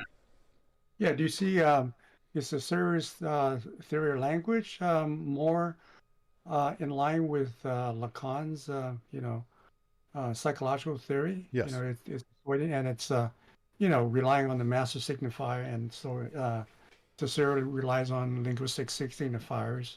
Yeah, Saussure plays with it slightly differently. I don't think he actually uses the term master signifier, but yeah, very much. Lacan, Zizek, generalized psychoanalytic thinking is of the master signifier, the chain of signification, where the symbolic order is basically everything gets in line according to master signification. What is that thing? Oh, if that's capital, that's great, but it's still in line with that. It's downstream. And so when we start having these things, these transcendent elements, this is what they want to do away with. And the reason we had the transcendent element under the despotic is there was actual stuff somewhat in the material space that was being produced this way. There were social orders that were being reproduced and produced this way.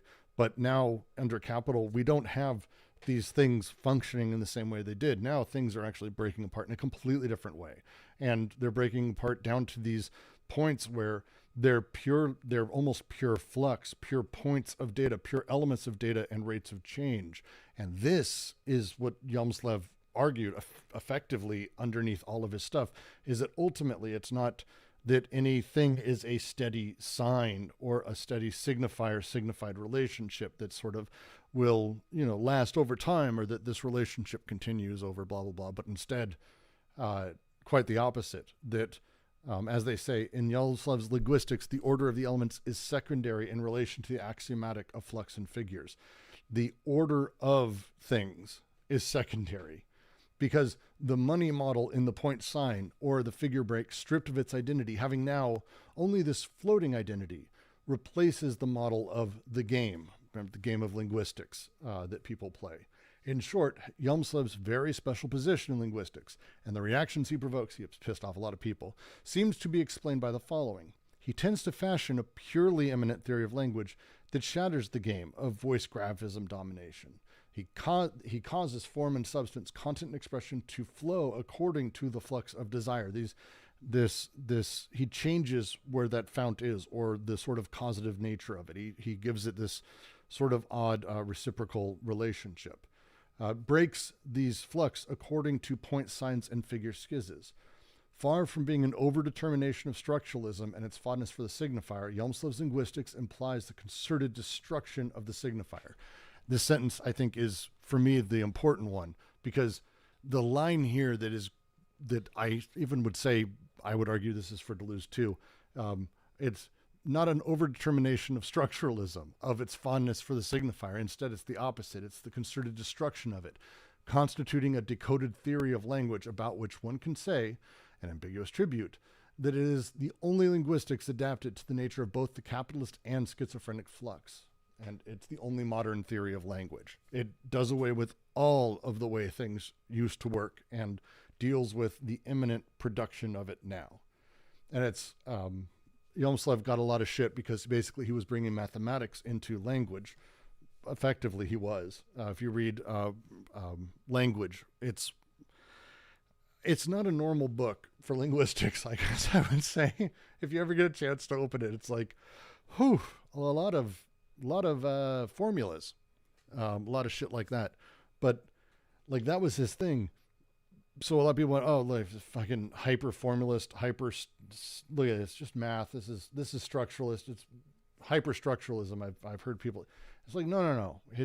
He's doing the opposite. He's making it almost entirely procedural and breaking apart the structural. He's destroying the signifier. And that's the thing they want to get to, is, again, signification, how it operates ain't the same. This is, we've moved beyond that. We're in a different place. These things work together differently.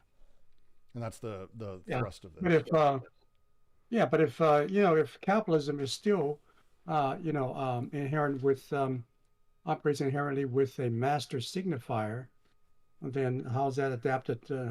How's Helmsley's linguistic theory adapted to more adaptable to capitalism? Because it's got the two moves. So it's you've got the freeing of desire, the decodification on one hand, and then the recoding on the other. What does the recoding would be the response I think they would have, and I think Yumslev too. Like, what would be doing the recoding?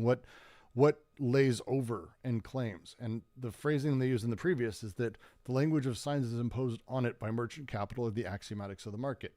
And this is where we start talking about that re-territorialization, the recoding, whereas we have the breakdown of the destruction of the signifier on the one side. Like the family, for example. What does the family mean now? Well, it's a lot of sort of ephemeral, it's a lot of ephemeral shit that kind of gets swept around, but there's a structure there. There's an axiomatic, there's a something that is placed again where desire is such, or the function as such is recoded, overcode's the wrong word, recoded, and this sort of control that's put back in place. These things happen for sure. So there is the emancipatory on the one side, but then the re-enslaving on the other. Again, capitalism isn't a pure goodness at all. It's quite horrifying, but part of it is that decoding. It's core Marx, the idea of decoding labor, and how labor will sort of break down and the efficiencies are found, and people, what does it mean to be a loom operator? Well, not really anything anymore. It means having a technical degree so you can run the loom factory, which is majorly robotic. These kinds of things. This change is the decoding, but there's still, on the other side, the recoding of something. We're not there yet. Because again, capitalist representation, we've only gotten the beginning part.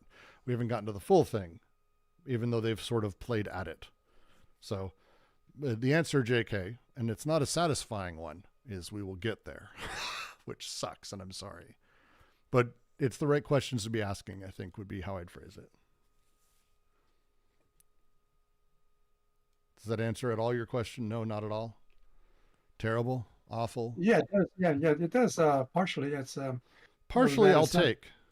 It's not going to get rid of the master signifier that deleuze himself is saying, is criticizing that the master signifier is what you got to get rid of because it's inherent to capitalism. But does Yamso's theory get rid of the master signifier? Yeah. It's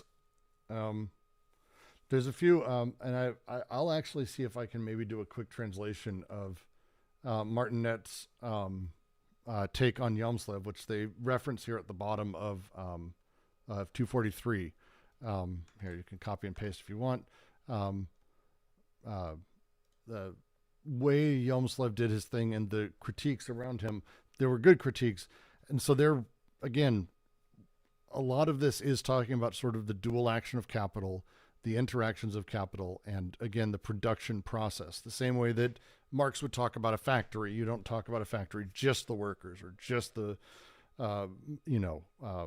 industrial equipment, but also the capital that's flowing in and out, and also the connections to other factories that are doing other things. There's this processual nature of things that capitalism does and breaks things down into pieces and then causes further and further procedural things. This is what we're starting to get into. So you're never going to get a satisfying, here's the answer, because it's always just one part of the process, if that makes sense. The next paragraph, I think, is going to be a lot. And I want to kind of focus on this one, and then we're going to stop, because I don't want to get into Lyotard. It's going to be so long. It's going to be so much talking. Jack, you got anything to critique me on? What else have I fucked up on?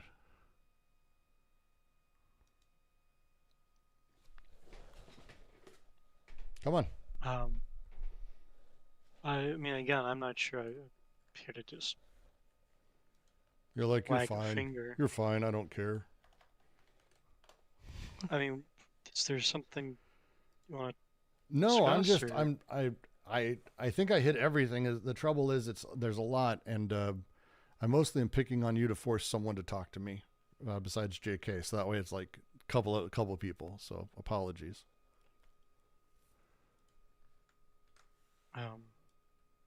I'm a whole damn town. Yeah, there we go.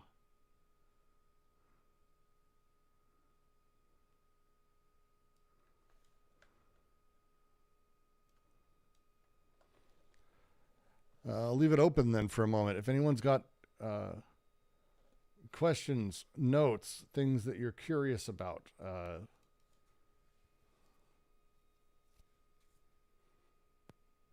So what I understand is that Saussure was much more prescriptivist, and in the old ways of the despotic, has like this idea that words kind of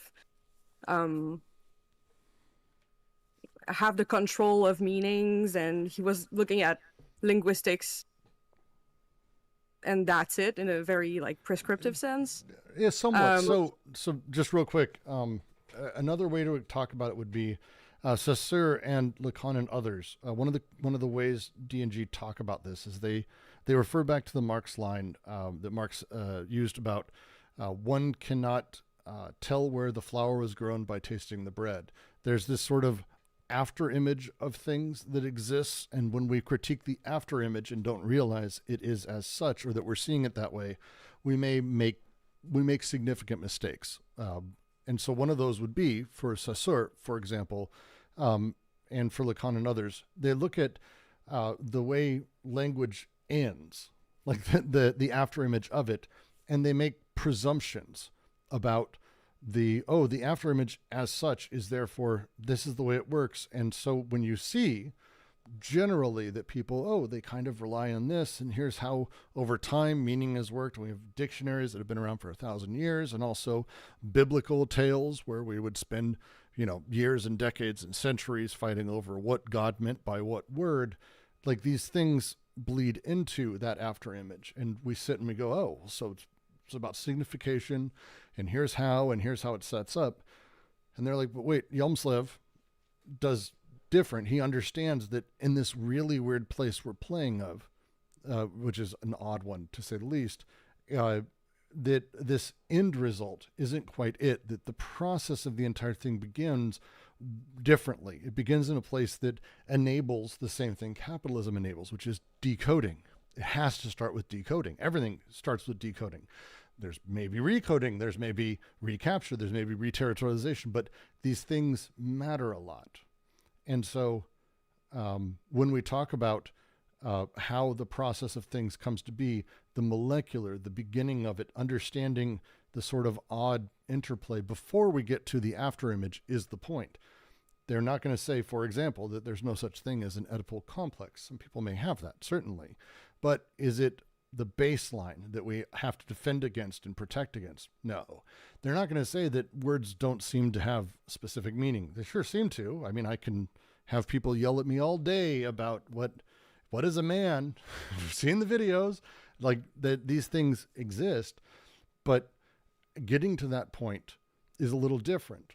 How we get there is we start from originally these figura, and they have these very complex interactions. And then as they're decoded, we also have the recoding. And what is that? Well, we'll get there because we're not quite there yet. We really aren't. There's I want to say an extraordinary number of pages before we get to there. And we've got a lot to get through, to say the least.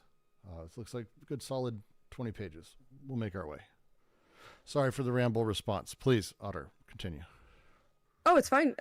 So Saussure sounds like someone who takes for granted that language does exist and exists in this way, and is very prescriptivist about it. But on the other side, usually we see like compared the descriptivist and the prescriptivist vision of language, but Yelmslev seems to go even farther than being descriptivist, not just like looking at language the way it is spoken and used by real people in the real world, but going farther and looking at, well, people use tools to communicate, and what are they trying to communicate, and what are the ways in which they do so, and not just looking at language as like a finite thing, but what comes before that.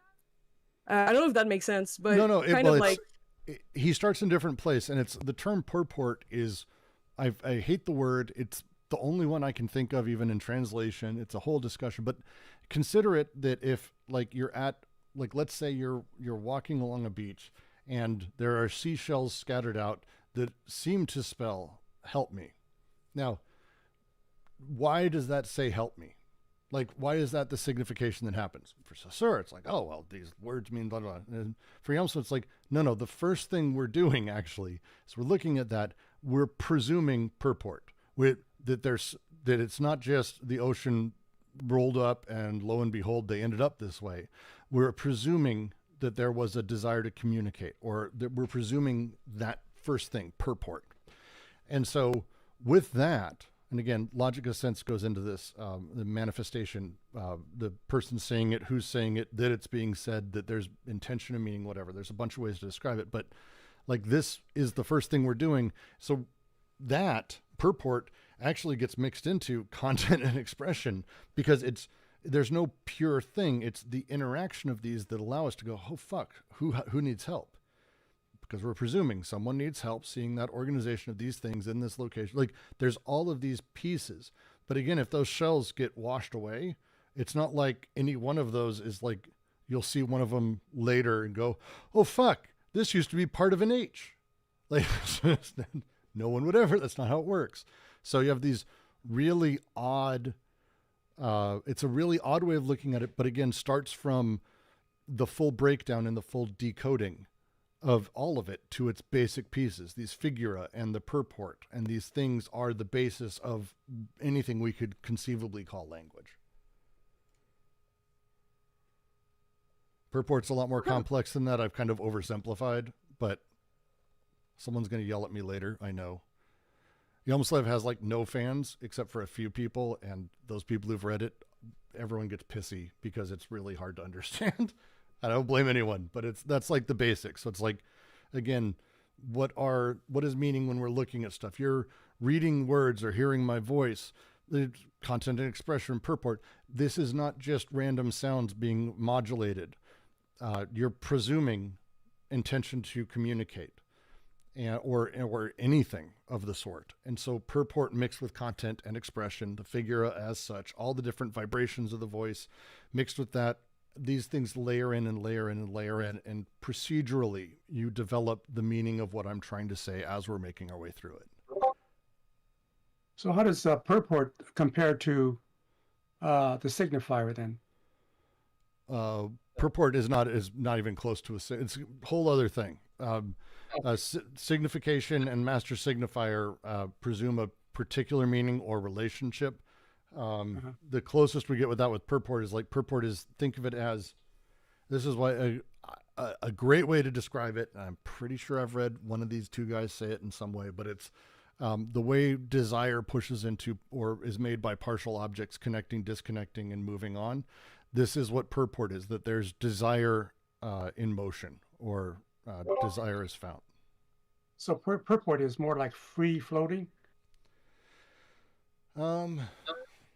It's free floating with communication in there. Purport's a really tough thing. I'm not going to get it right here. I think it's really complicated. I apologize. So the signifier would be kind of extreme form of intentionality, right? There's some just one interpretation, like there's a dominant interpretation of behind communication. Would that be something like that, as opposed to purport, which is more free floating? And yeah, because purport has layers to it, and so there's a lot of stuff in there. I would say close. Read the link I posted, and if you really want to dive into more, like the understand zones of purport, or the area of purport, or articulation of purport, and how it's given form, like these things, there's a lot of shit in there. There's a lot of shit in there. Purport is very, very complex. And when you start getting into glossomatics, which is really what they based the linguistic work we're about to go through, as well as the entire set of linguistics they postulate inside of 1,000 Plateaus, I'd say read through Yomslev. It'll help a huge amount. Right, because he uses the word floating identity, but you could also say a floating signifier, right? A floating signifier would be more Except something it's like not. the It's purport. not. It's not signification in sort of that way. The purport exists outside of the sign system entirely, and that's one of the reasons it's kind of a difficult thing to get across inside of this, because it's completely going a different direction. It's one of the things that made Yelmslev unattractive to a lot of people, because it kind of just played with this almost transcendent thing that seemed like a master signifier. Deleuze and Guattari are taking it and they're going, oh, wait, actually reconfigure. Let's talk about it. What about desire? As they've been talking about libidinal desire, passions, affect, power, through this sort of way that we're talking about it with Simondon or Spinoza. The purport comes in more that direction. It plays slightly differently.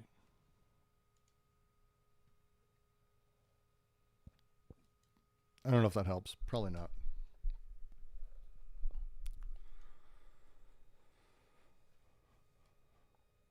I hope a little bit. Maybe a little bit. That'd be lovely. But we're coming to 2 hours. I've got a hard stop. I've got work to get to. Later this week, I'll be hosting another session where I sit and I solder and talk through this section. Probably do a little bit of Yelmslev discussion, which will be fun. Next week, join us as we talk about Leotard and then get back to art, which will be fun for those of you who are with us for What is Philosophy. It'll be a lot. There's a lot that goes on through this. And I want to really make sure we spend some time, because this is where I want to spend time. So this is the whole reason I come to this section, is so we can spend time on a couple of these things, because I'm not super strong in Leotard. So we'll get there. But thank you all for joining. Please jump in the server, say hi, discord.gg/DGQC, or annoy me, annoy anyone. We're here to help and support you as you make your way through everything. So thank you all, and we'll talk to you soon.